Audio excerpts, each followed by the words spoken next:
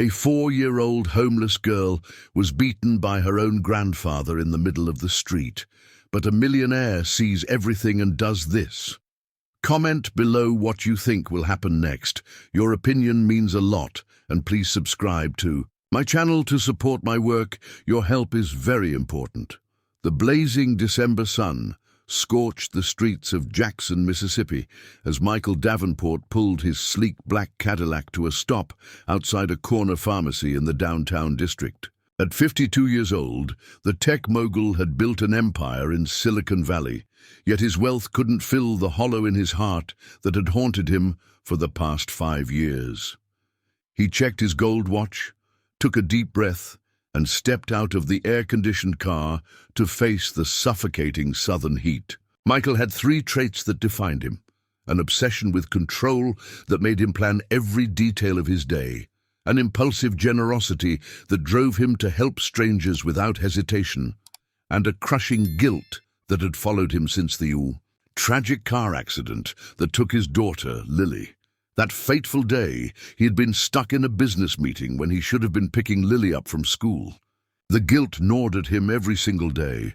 The busy streets of Jackson buzzed with the typical late afternoon hustle. Street vendors offered cold lemonade to passers-by, and the scent of fried catfish mixed with fresh-cut grass in the air. Michael was walking toward the pharmacy when a desperate scream cut sharply through the humid air. "Stop, Grandpa! Please stop!" The child's voice sent a chill through Michael's veins. He spun around and froze at a horrifying sight. An elderly man with graying hair and worn-out clothes gripped a small girl by the arms, shaking her. Roughly, the child, who looked about 6 years old, sobbed uncontrollably, struggling to break free. "You damn brat! You broke my whiskey bottle!" the old man shouted, oblivious to the curious glances of passers-by. "Now how the hell am I going to get another one without money?" The girl had tangled brown hair, ragged and dirty clothes, and her brown eyes were swollen from crying. Something in that desperate gaze struck a painful chord in Michael. It was exactly how Lily looked when she was scared. "I didn't mean to, Grandpa Benny.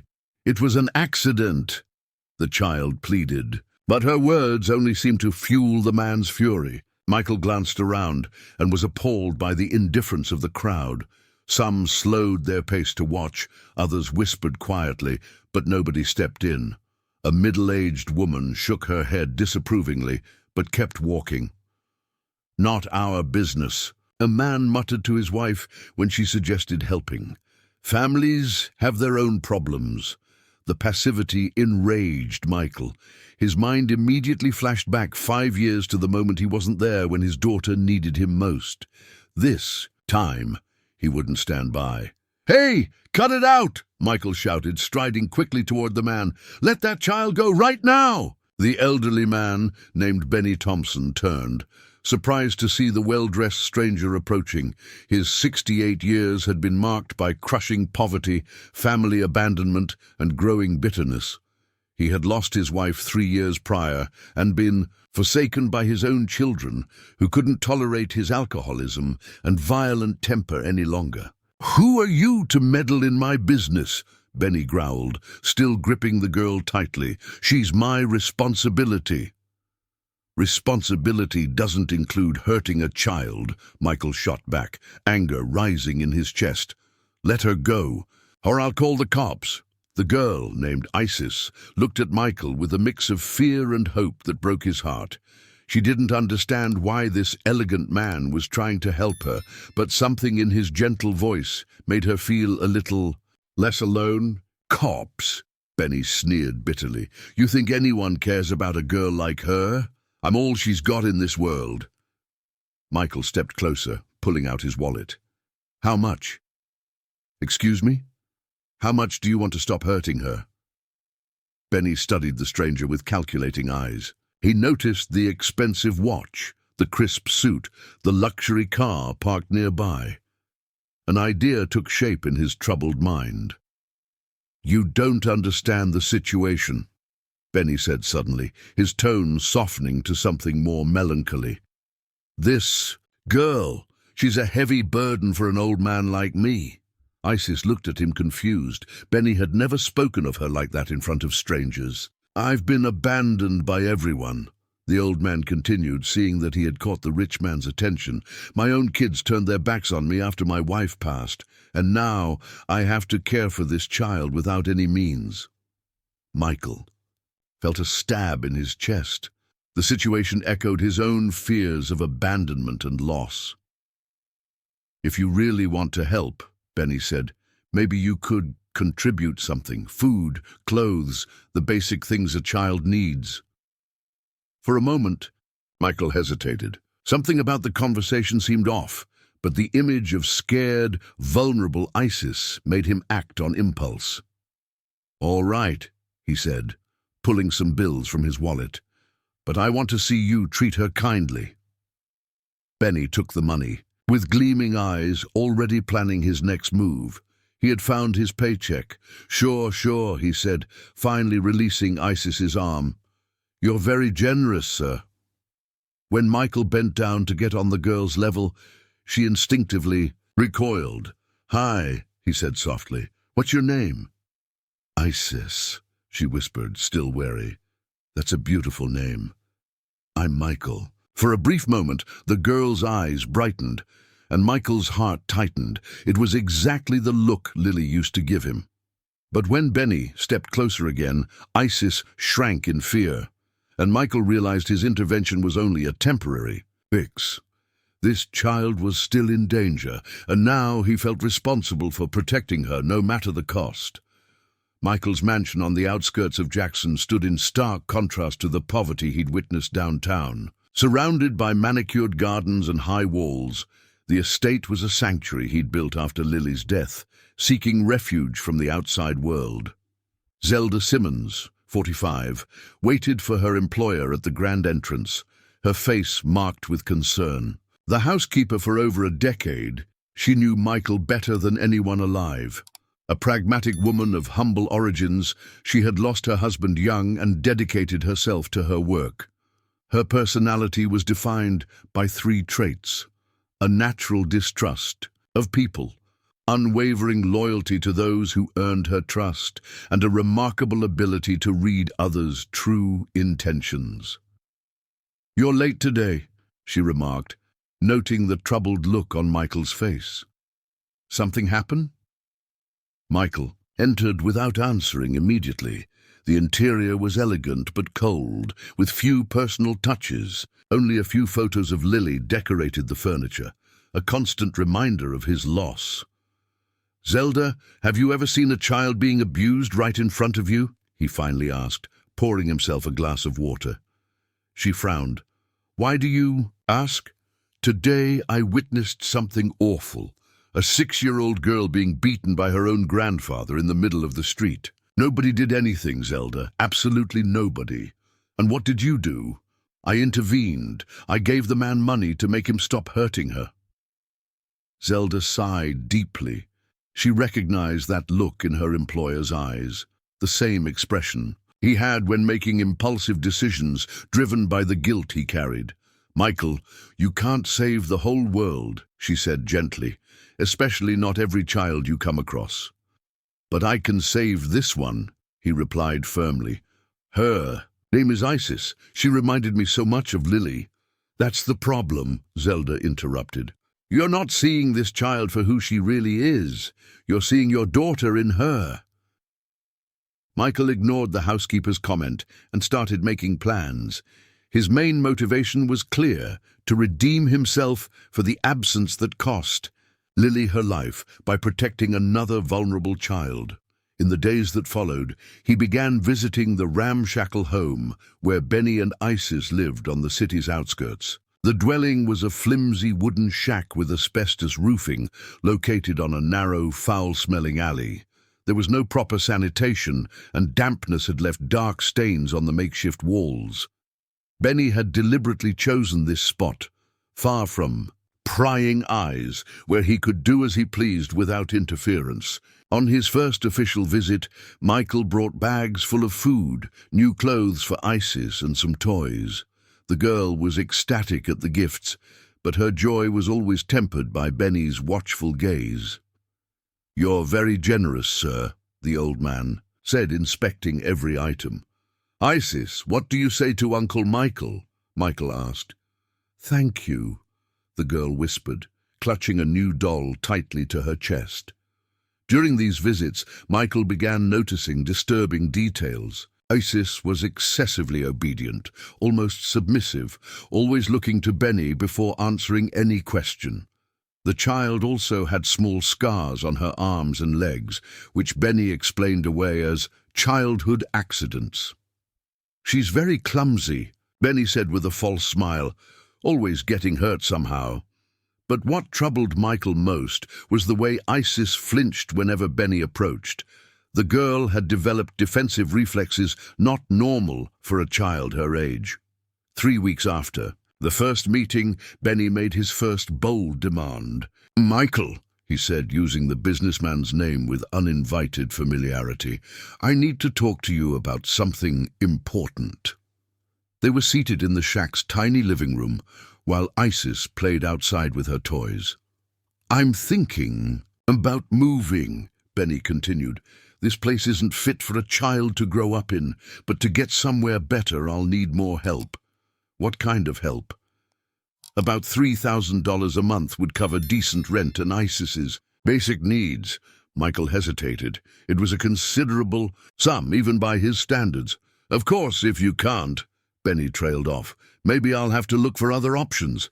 I know some folks who might be interested in adopting Isis." The veiled threat hit Michael hard. The idea of losing contact with the girl terrified him. "No," he said quickly, "I'll help. You can count on me." Benny smiled inwardly. His plan was working perfectly.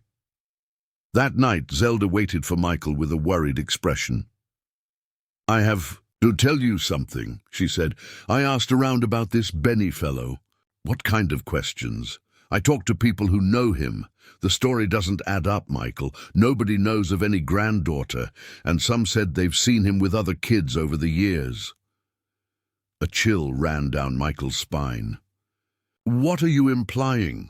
"I'm saying maybe you should investigate before getting in too deep. This could be way more complicated than it seems." "You're being paranoid," Michael said, but his voice betrayed growing uncertainty. "Benny might be a hard man, but he loves his granddaughter." "Love?" Zelda asked. "Michael, have you seen how that child reacts around him? That's not love. It's fear." That night, Michael couldn't sleep. Zelda's words echoed in his mind, mingling with images of Isis shrinking from fear. But his need to protect her outweighed his doubts. The next day, when he returned to the shack, he found Isis alone outside, playing with stones in the dirt. "Where's your grandpa?" he asked. "He went to the corner store to buy beer," she replied without looking up. Michael sat beside her on the ground. "Isis, can I ask you something?" She nodded timidly. "Are you happy here?" The question seemed to confuse her. She stopped playing and looked into his deep brown eyes. "I don't know what it means to be happy," she said with heartbreaking simplicity.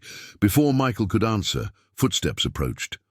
Benny was back, his expression anything but friendly. "What are you two talking about?" he asked. Suspiciously, Isis immediately stood up and moved away, fear returning to her eyes. "Nothing," Michael said, sensing something terribly wrong in the dynamic. As he walked home, one question hammered his mind. If Benny really loved Isis, why was the girl so terrified of him? 2 weeks after Michael began his monthly payments, to Benny, he noticed a drastic change in the old man's behavior. The financial demands grew exponentially, always paired with veiled threats about Isis's future. "Michael, my friend," Benny said one sweltering afternoon as he counted the bills he'd just received. They were sitting on the shack's makeshift porch, where Benny had set up 2 broken plastic chairs. Isis played in the yard, seemingly unaware of the conversation, but Michael noticed her attentiveness despite her feigned distraction. "Oh, what kind of problems?" "Well, there's a chance to get a much better place, a real house with a separate room for Isis. But the landlord wants $6,000 up front, plus $2,000 for a security deposit." Michael's stomach tightened. $8,000 was a significant amount even for him, and if I can't get that money soon, Benny continued, watching Michael carefully, I'll have to make a tough decision about the girl's future. What decision? Benny lowered his voice as if sharing a painful secret. A family from out of state reached out. They say they want to adopt her, people who live far from here, in another part of the country. They say they can give her a better life. The thought of Isis being taken away made Michael's blood boil. The idea of losing that child, who had become so important to him, was unbearable. No, he said immediately. I'll get the money. You don't have to move.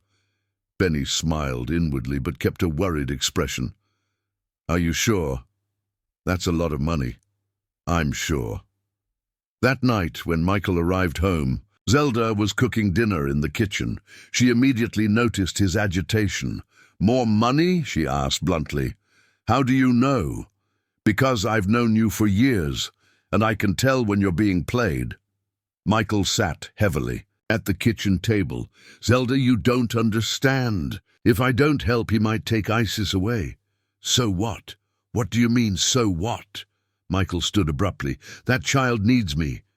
No, Michael, you need her. Zelda stopped cooking and faced him. You're using this girl to try to heal your own pain, and that's not fair to you or her. You don't know what you're talking about. I do. And more, I did some digging on this Benny. I found people who knew him in other towns. The story repeats, Michael. He always shows up with a different kid, always has some sad story, and always finds some sucker with money to exploit. Michael felt as if he'd been punched in the gut. You're lying.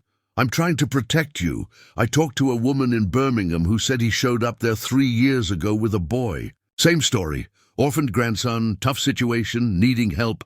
After months draining money from people, he disappeared with the kid. Stop making up stories. I'm not making anything up. Zelda raised her voice, something rare, for her.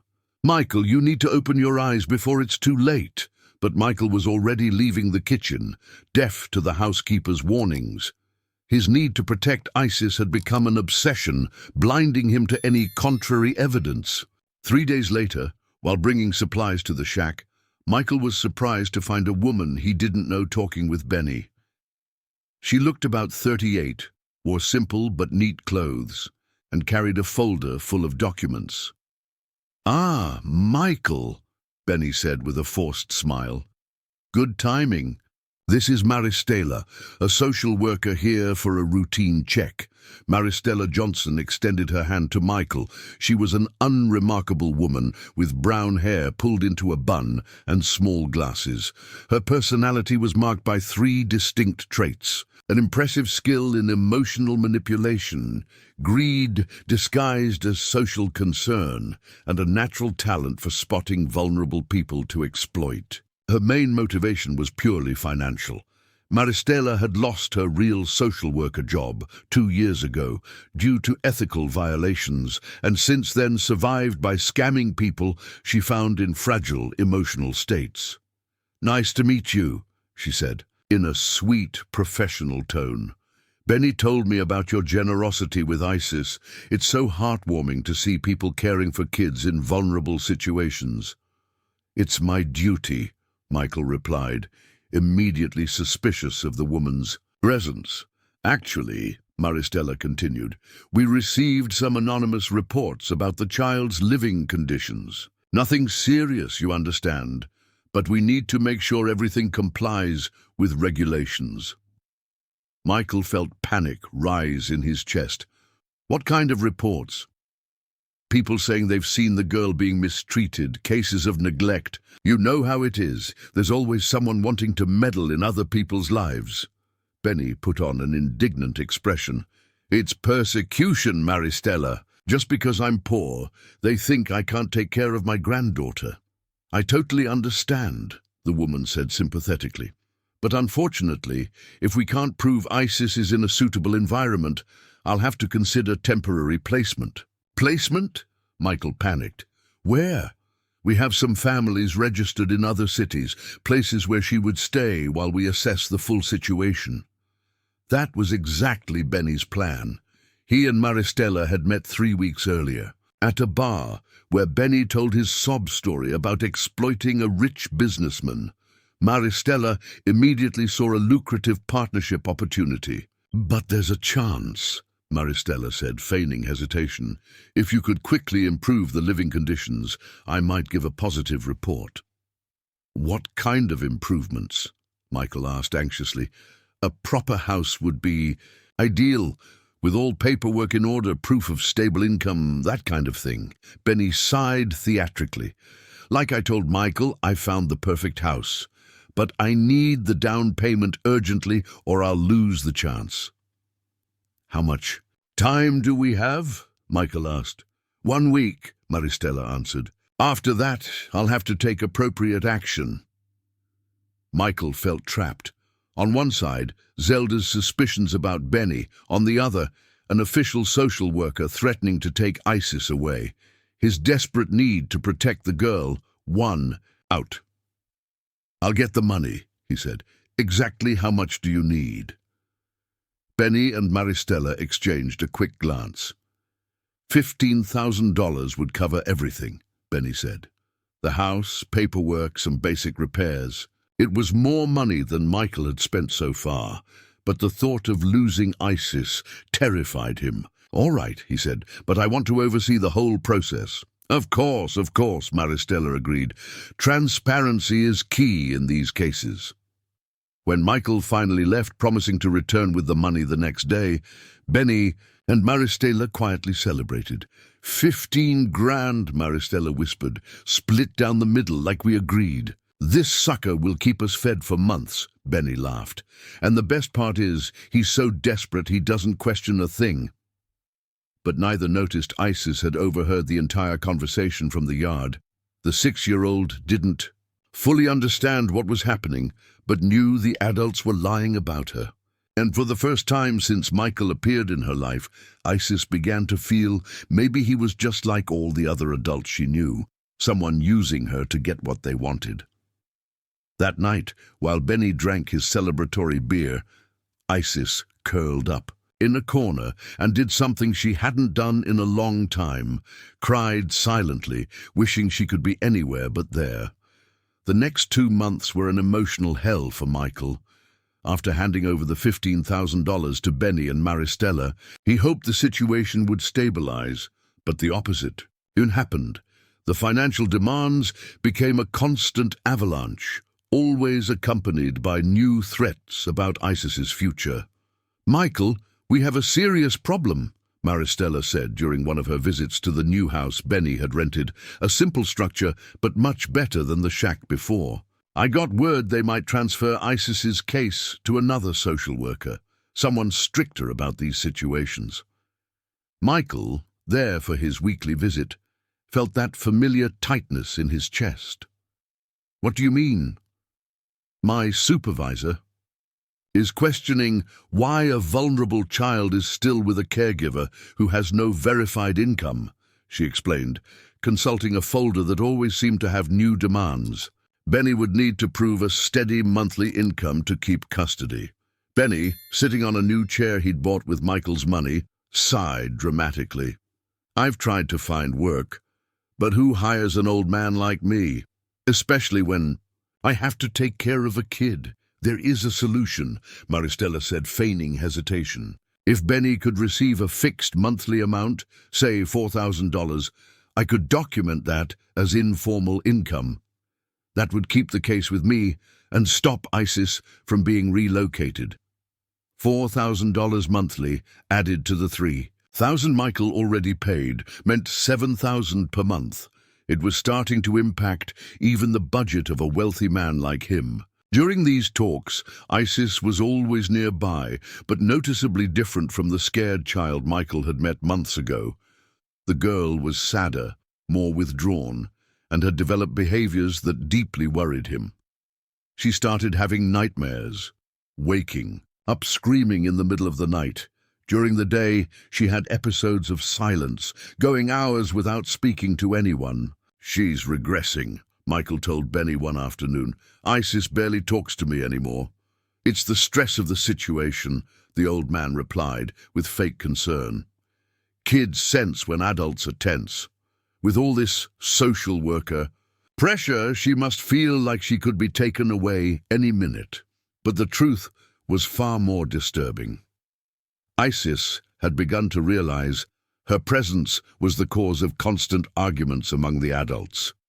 She didn't fully understand the financial schemes swirling around her, but felt treated like an object, not a person. Why does everyone always talk about me like I'm not here? She asked Michael during one of their few moments alone. The question hit him like a punch. He knelt to her level and saw in her eyes a deep sadness no 6-year-old should have. We're just trying to protect you, he said softly. Protect me from what? Michael didn't know how to answer. How do you explain to a child that the adults around her are fighting over who gets to keep her without being able to explain exactly what she's being protected from? Meanwhile, at his mansion, Zelda watched with growing concern the changes in her employer's behavior. Michael had become obsessive, constantly checking his phone for calls from Benny or Maristella with new demands. He lost weight, slept poorly, and his already limited social life had vanished. Michael, you need to stop this, she said one morning, finding him in the library flipping through bank statements. You've spent over $50,000 on this. It's an investment in a child's future, he answered without looking up. It's a bottomless pit, Zelda said, and you know it. I don't want to hear your conspiracy theories about Benny and Maristella anymore. Then maybe you should hear this, she said, placing a piece of paper on the table. I got the real social services supervisor's phone number. I called pretending to be a concerned neighbor about ISIS. Michael finally looked up. And there's no Maristella Johnson registered as a social worker in Jackson. Never has been. The silence that followed was deafening. Michael took the paper and read the information Zelda had written down. The real supervisor's name, the official agency number, and confirmation that no social worker had been assigned to a child named Isis. That can't be right, he muttered. It is. And there's more. I asked about child placement protocols. According to the supervisor, no child can be removed from a home without a formal investigation lasting at least 3 months, with scheduled, documented visits. Michael felt the floor drop beneath him. You're saying that... I'm saying you're being conned by 2 criminals who found your emotional weakness and are milking it dry. The revelation hit Michael like a devastating blow. Months of payments, constant worries, sleepless nights, all based on elaborate lies. But what about Isis? He asked, voice barely a whisper. If Benny's not really her grandfather, that's the question you should have asked from the start, Zelda said gently. Who is this child really, and how did she end up with that man? That afternoon, Michael drove to Benny's house with a whirlwind of emotions. Anger at being deceived, fear realizing Isis's situation might be worse than he thought, and guilt for being so blinded by his need for redemption that he let a child remain in danger. When he arrived, he found only Isis playing alone in the yard with an old doll. She wasn't playing happily like a normal child. Her movements were mechanical, as if just passing time. Where are Benny and Maristella? He asked. They went to town to take care of some paperwork, she replied without looking up from the doll. Michael sat down beside her. Isis, can I ask you an important question? She nodded. How long have you lived with Benny? The girl stopped playing and thought for a moment. I'm not sure. A long time. Do you remember living with other people before him? For a moment something flickered in Isis's eyes, a distant memory, perhaps a glimmer of hope, but it quickly faded, replaced by familiar fear. I can't talk about it, she said softly. Grandpa Benny gets mad when I talk about before. Has he ever gotten mad at you because of that? Isis showed a small scar on her palm. He said, I have to forget everything that happened before. that now he's my family. Michael felt anger rise in his chest, but tried to keep his voice calm. Isis, would you like to find the people who took care of you before? The question filled the girl's eyes with tears. I dream about a lady who gave me goodnight kisses, she whispered. She called me my princess and made pancakes on Sundays. What was she like? She had blonde hair and smelled like flowers, and there was a man too who used to take me to the park and push me on the swing really high. Michael realized Isis was describing not her biological relatives, but probably her foster parents, people who truly loved her and were likely desperately searching for her. Isis, he said gently, if I could help you find them, would you want that? The girl looked at him with a mix of hope and fear. But what if Grandpa Benny gets mad? You don't have to worry about that. I'll protect you. At that moment, the sound of a car pulling up broke the quiet.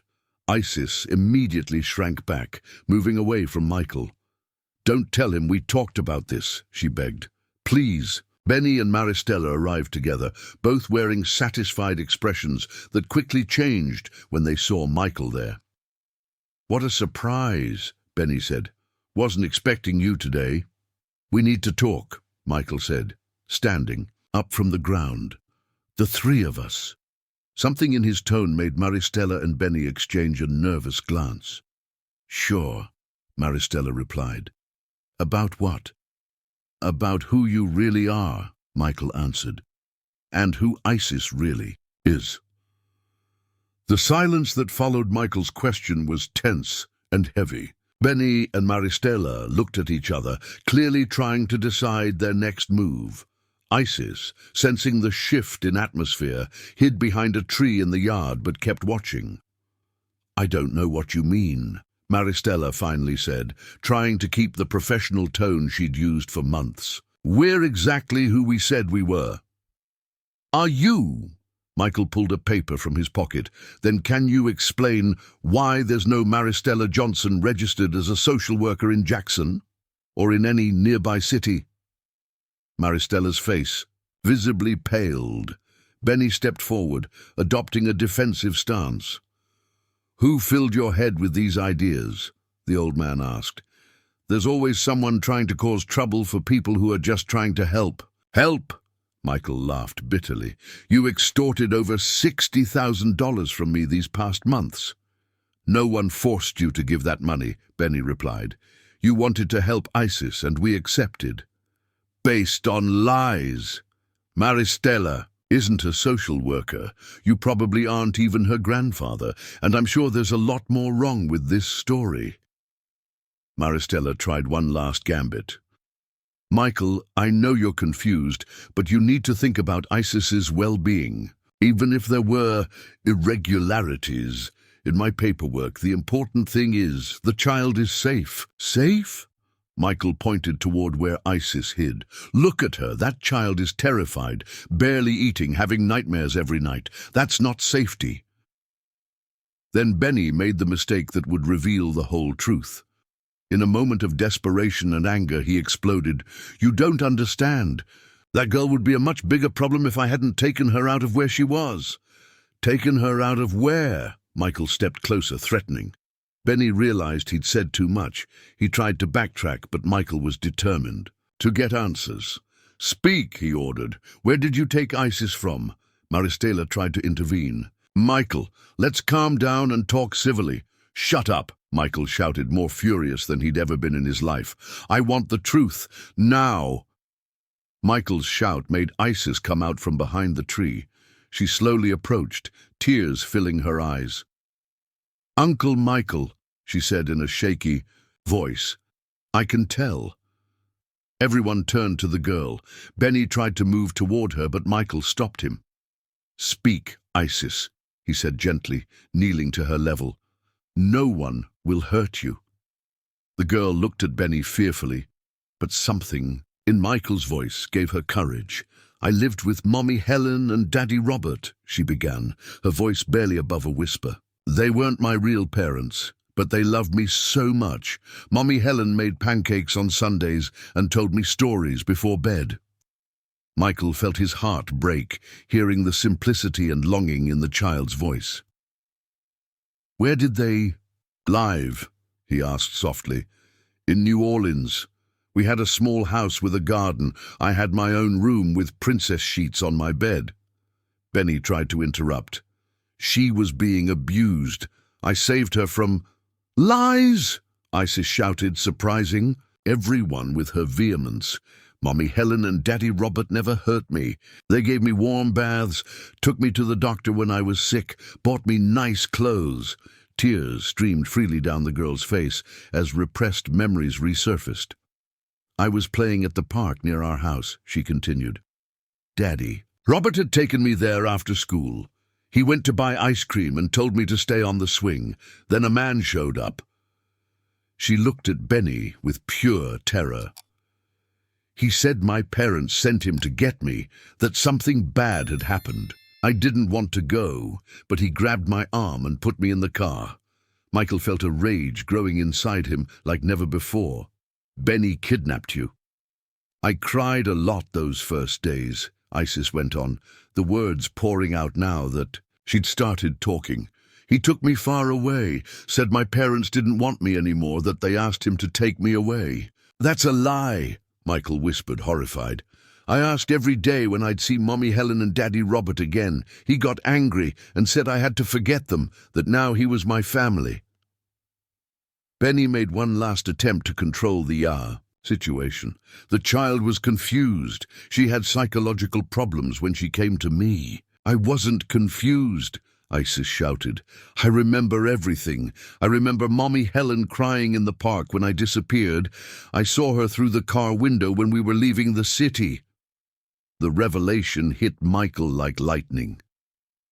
For all these months, he'd been funding not just an extortion scheme, but had unwittingly been complicit in keeping a child separated from her true caregivers. "Oh my God," he whispered. "Isis, do you know Mommy Helen and Daddy Robert's full names?" "Helen Johnson and Robert Collins," she answered immediately. "They live at 247 Magnolia Street, New Orleans. Daddy Robert works at a car shop, and Mommy Helen is a teacher." The accuracy of the details confirmed the girl's memories were real. Michael turned to Benny and Maristella, his expression a mix of disgust and fury. "You monsters," he said. "You tore a child from her family for money." Maristella tried to defend herself. "Michael, you don't understand. When Benny told me about you, I thought it was just a simple scheme. I didn't know about this." "Lies," Michael snapped. "You knew exactly what you were doing." Benny, realizing the charade was over, took an aggressive stance. "So what if I took her? That family wouldn't even miss her. Rich people can always adopt another kid." The coldness of that statement shocked even Maristella. "Benny, you kidnapped a child," she said, stepping back. "That's a serious crime." "You were with me on this," he retorted. "Don't pretend to be innocent now." Michael scooped Isis into his arms, protecting her instinctively. "It's over," he said. "I'm taking Isis back to her real family." "You can't do that," Benny shouted. "She's been under my care for 2 years." "Care?" Michael laughed bitterly. "You kidnapped a child and used her to extort money. That's not care, it's a crime."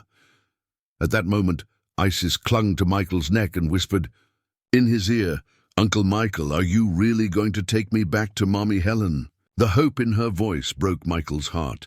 "I will, Princess, I promise. But will they still want me? It's been so long. I'm sure they never stopped looking for you." As Michael headed to his car with Isis in his arms, Benny yelled after him, "You can't just abandon me after everything I did for you." Michael turned one last time.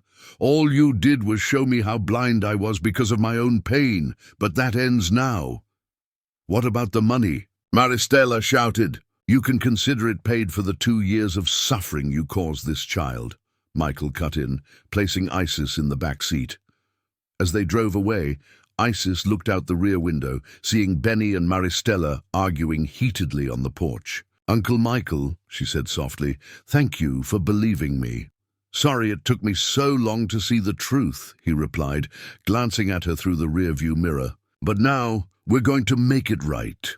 Isis smiled for the first time in months, a genuine smile full of hope. "Do you think Mommy Helen still makes pancakes on Sundays? I'm sure she'll make the best pancakes in the world when you get home." But as they drove toward New Orleans, Michael couldn't stop thinking about the magnitude of his mistake. His desperate need to redeem himself for losing Lily had completely blinded him to reality. He'd spent a fortune, but worst of all, for all these months, he'd been an unwitting accomplice in keeping a child away from people who truly loved her. The question haunting him was, could 2 years of suffering be undone? And more importantly, were Helen and Robert still searching for Isis, or had they given up? The drive from Jackson to New Orleans never felt longer to Michael. During the 3-hour trip, Isis was quiet most of the time, sometimes sleeping, sometimes staring anxiously out the window.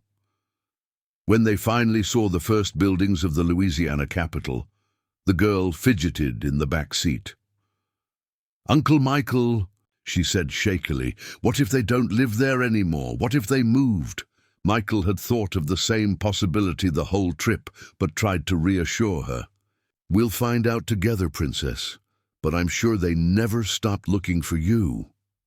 When they arrived at Magnolia Street, Michael's heart raced.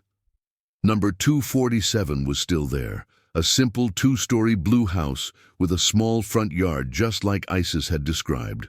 But something was different. Posters with a picture of a younger girl were plastered on the gate and nearby trees.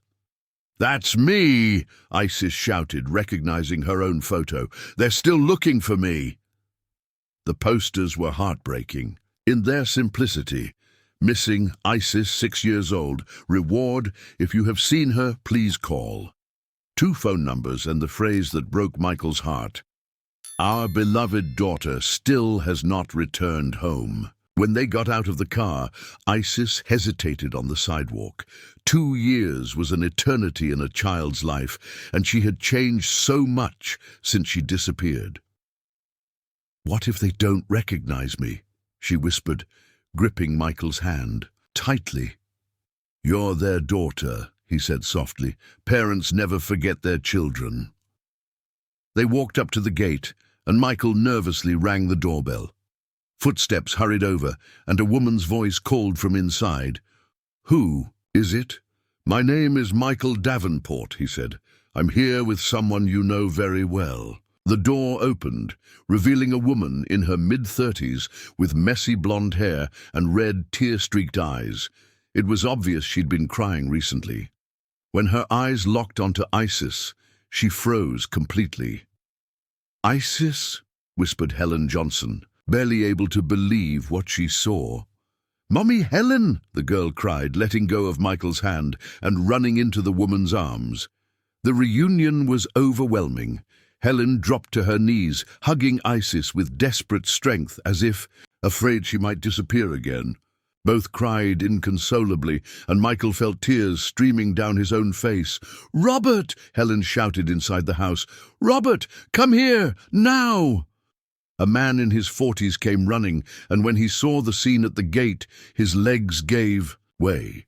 Robert Collins, a strong man working as a mechanic, began crying like a child seeing Isis again. "My princess," he whispered, joining the embrace. "You're back. You're home." For long minutes, the three stayed locked in a hug at the gate, oblivious to the world around them. Neighbors started to gather, some with tears in their eyes, others making phone calls to spread the news of Isis's return. "Where were you, my love?" Helen asked, stepping back to examine her daughter's face. "We looked everywhere. We never stopped looking." "A bad man took me away," Isis said between sobs, "but Uncle Michael brought me back." That's when Helen and Robert noticed Michael's presence, who had stayed quietly back, not to interfere with the family moment. "You brought our daughter home," Robert said, approaching him emotionally. "How can we ever thank you?" Michael shook his head. "No thanks needed. Actually, I need to apologize. Apologize? Helen frowned. Let me explain everything, Michael said. They went inside the house, which was exactly as Isis remembered, small but cozy and full of love. The girl's room had been kept intact, like a sanctuary. Her clothes were still in the closet, toys neatly arranged, the bed made as if she could come back any moment. Sitting in the living room, Michael told the whole story, from the moment he saw Isis being abused by Benny to the discovery of the kidnapping truth. Helen and Robert listened silently, their expressions shifting between horror and gratitude. For 2 years, Helen said, her voice breaking, we blamed ourselves every day. Robert couldn't forgive himself for leaving the park to get ice cream. I couldn't forgive myself for not going with him. We thought we'd never see her again. We never stopped looking, Robert added. We hired private investigators, put up posters in dozens of towns, appeared on TV shows. We spent all our savings, but it didn't matter. She was our daughter. Isis, nestled between her foster parents on the couch, looked up at Michael with gratitude. Uncle Michael, you're not going to leave, are you? She asked. The question struck Michael deeply. For months, he had clung to this child as a way to fill the void left by losing Lily. But now, seeing Isis where she truly belonged, he realized his role in her life was coming to an end. I have to go home, Princess, he said softly. But you have my word that you will always be special to me. Can you come visit us? She asked hopefully. Helen and Robert exchanged smiles. Of course, Helen said. You'll always be welcome in our home. You brought our daughter back to us. That night, Michael stayed for dinner with the family. He watched Isis eat the pancakes Helen had made, especially to celebrate her return, seeing for the first time since they met the genuine sparkle of happiness in the girl's eyes. Mommy Helen, Isis said during dinner, will you still tell me stories before bed?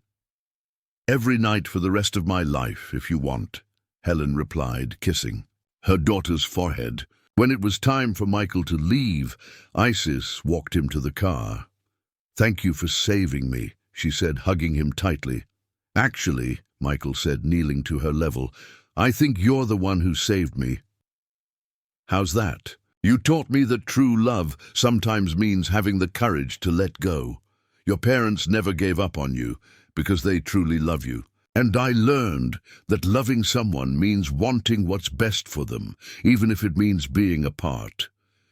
Isis smiled, that radiant smile Michael would keep forever in his memory. 3 months later, Michael received an envelope in the mail. Inside was a drawing by Isis, a stick-figure family in front of a blue house, with a man in a suit next to it labeled, Uncle Michael, my hero. Along with it was a letter she had dictated to Helen. Dear Uncle Michael, I'm very happy at home. Mommy Helen makes pancakes every Sunday, and Daddy Robert takes me to the new park. I started at a new school and made friends. I don't have nightmares anymore. Thank you for bringing me home. You will always be my hero. Love, Isis. That evening, Michael had dinner with Zelda at his mansion, which no longer felt so empty. The housekeeper had returned to work after he sincerely apologized for having let her go. You did the right thing, she said, watching him read Isis's letter for the 10th time. It took me too long, he replied. My need to redeem myself for Lily's death almost cost an innocent child her happiness. But in the end, you chose love over selfishness, Zelda said gently. That's what matters. Michael smiled, carefully putting away the letter and drawing. For the first time in 5 years, he felt at peace. He had learned that true redemption doesn't come from trying to save someone to ease your own guilt, but from doing what's right, even when it means sacrificing your own desires. Isis was home, where she always should have been, and he had finally found a healthy way to honor Lily's memory, not by trying to replace her, but by helping other children when they truly needed it the right way. Love, Michael had learned, sometimes meant having the courage to let go, And sometimes that was exactly what made love real.